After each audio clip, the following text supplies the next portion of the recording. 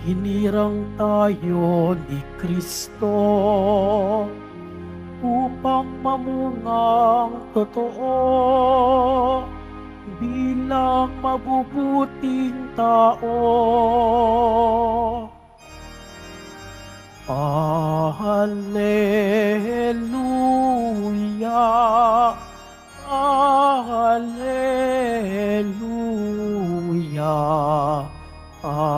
Alleluia, Alleluia.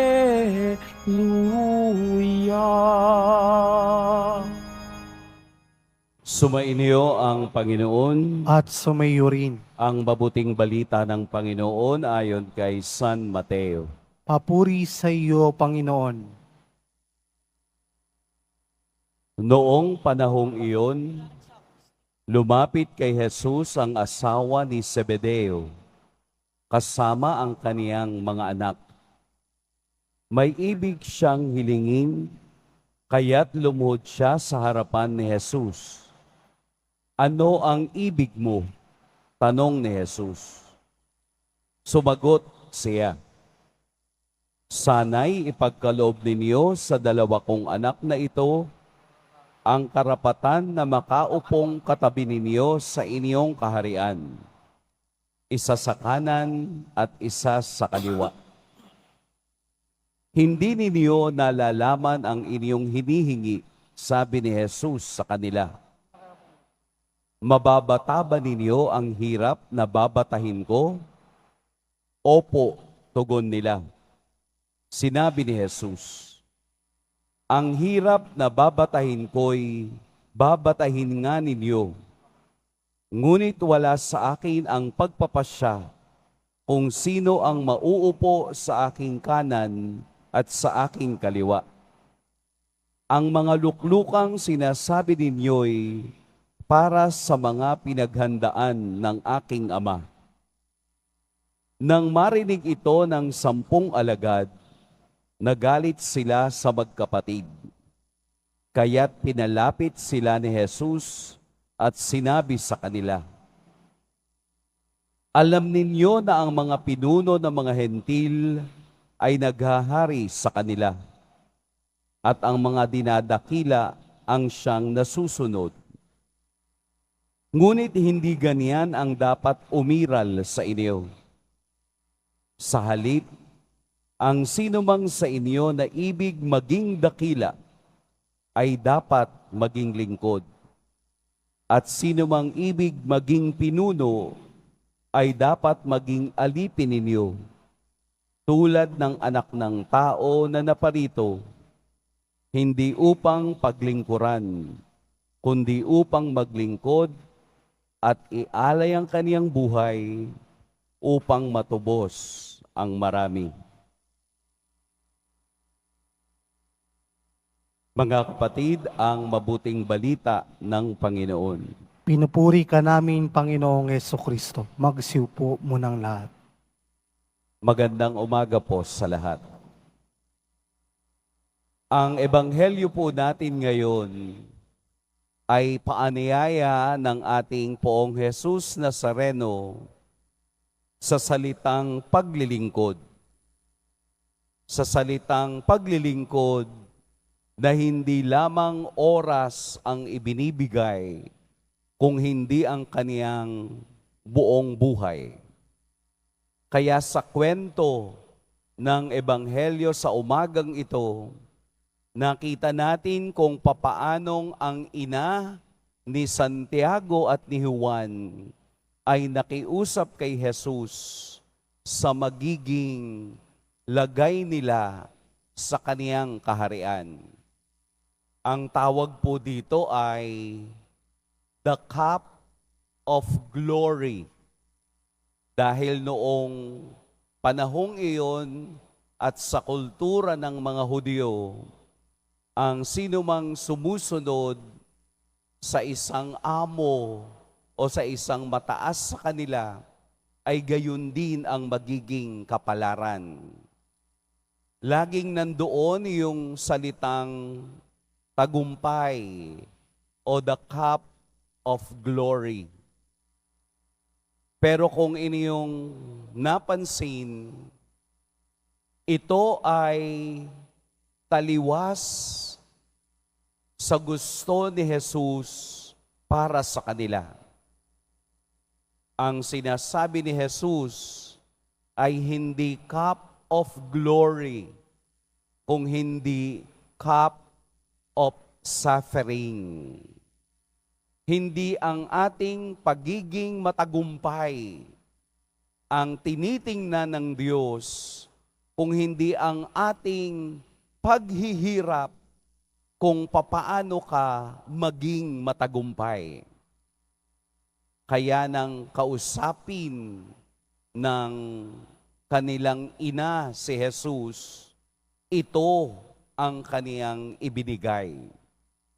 Bumaling sa dalawang alagad at sinabing, "Mababata ba ninyo ang hirap na aking babatahin? Kaya nyo ba?" Opo. At ito nga ang nangyari. Si Apostol Santiago ay namatay nang dahil sa pagsunod kay Jesus.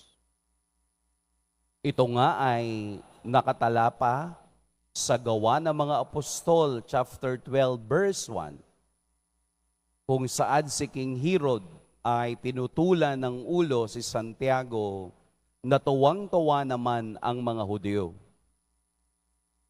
Ano po ang ibinibigay sa ating halimbawa ng dalawang alagad o si San Santiago, Apostol Santiago, na ang binitiwan niyang salita na sumunod kay Jesus ay kaniyang pinangatawanan hanggang kamatayan.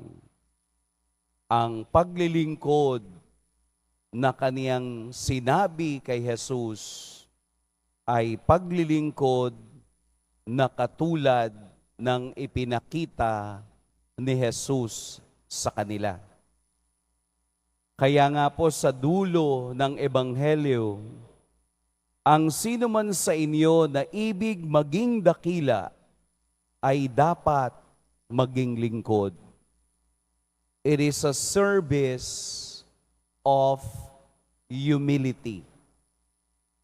Habang tayo ay nagtatagumpay, habang tayo'y napapalapit sa kaharian ng Diyos, kabaliktaran ang hinihingi ng Diyos sa atin. Ang maging lingkod katulad ng kaniyang ipinakita. Hindi po madali ang sumunod sa Diyos. Hindi po ito isang privilege katulad na gustong hingin ng kanilang ina. Mayroon tayong dapat gawin. Mayroon tayong bahagi sa cup of suffering na ibinibigay ni Jesus. Ang paglilingkod sa Diyos, ang pagkilala sa Diyos, ang pagyakap sa Diyos ay hindi po paglalakad sa hardin ng mga rosas, kung hindi paglalakad sa mga pako ng hirap. Kaya huwag po tayong magtataka kung sa pagsunod natin sa Diyos ay mas maraming problema ang dumarating sa atin dahil ito ang pakikibahagi natin sa kopa ng sakripisyo na ibinibigay ni Jesus. Dahil hindi natin matatanggap ang tunay na ligaya ng langit kung walang paghihirap na madarama sa lupa. Marami ngayon mga false hope. Yun bang binibigyan ka ng aral na mali sa katotohanan na nais ni Jesus? Ito po yung false hope na kapag sumunod ka, kapag nag-dedicate ka, kapag nagbigay ka, blessing palagi ang babalik sa'yo. Partly, maaaring ganon. Pero sa salita ni Jesus, sa Ebanghelyo ngayon, mayroon tayong pakikibahagi sa kaniyang paghihirap.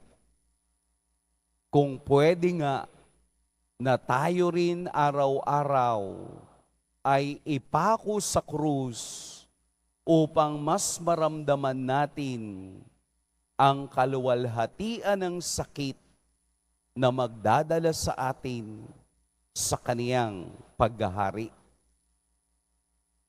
Kaya po ang dapat nating tingnan sa Diyos ay ang Diyos ng pag-asa at Diyos ng pagtanggap upang mas madali nating maunawaan na ang taong naniniwala at sumusunod sa Kaniya ay kasama niya rin sa Kaniyang paghihirap at sa Kaniyang tagumpay.